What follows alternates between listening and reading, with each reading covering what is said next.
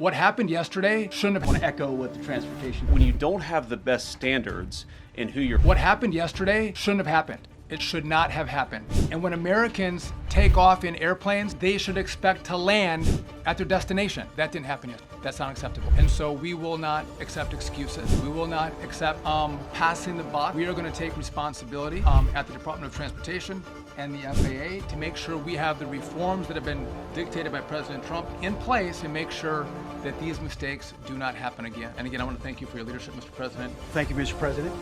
Again, I want to echo what the Transportation Secretary said about your leadership. From the moment we found out about this, we were in contact with the White House trying to determine exactly what happened. I would echo it as well. No excuses. We're going to get to the bottom of this. We first and foremost, from the Defense Department, want to pass our condolences to the 64 souls and their families that were affected by this. Never should happen. And certainly the 3 service members, the 3 soldiers, a young captain, staff sergeant, and the CW2, Chief Warrant Officer, on a routine annual retraining of night flights on a standard corridor for a continuity of government mission. The military does dangerous things, it does routine things on the regular basis. Tragically, last night, a mistake was made. I think the President is right.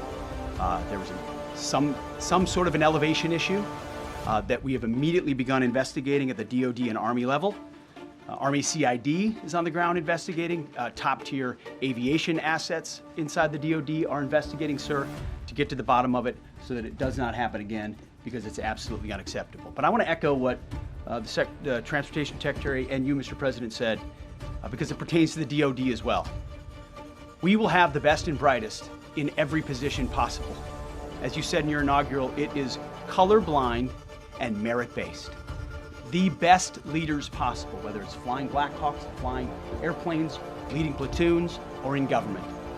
The era of DEI is gone at the Defense Department, and we need the best and brightest, whether it's in our air traffic control, or whether it's in our generals, or whether it's throughout government. So thank you for your leadership and courage on that, sir, and we'll stand by you on it. Thank you, Mr. President, for your leadership. I just want to reemphasize something the President said, and you've heard from the Secretary of Transportation and of Defense. There really was a whole of government response. We were all on the phone. We were all communicating yesterday, trying to get to the bottom of this immediately, but also try to communicate with the American people about what happened. Something the President said that I think bears reemphasizing, which is that when you don't have the best standards in who you're hiring, it means on the one hand, you're not getting the best people in government, but on the other hand, it puts stresses on the people who are already there. And I think that is a core part of what President Trump is going to bring and has already brought to Washington, D.C. is we want to hire the best people because we want the best people at air traffic control, and we want to make sure we have enough people at air traffic control who are actually competent to do the job.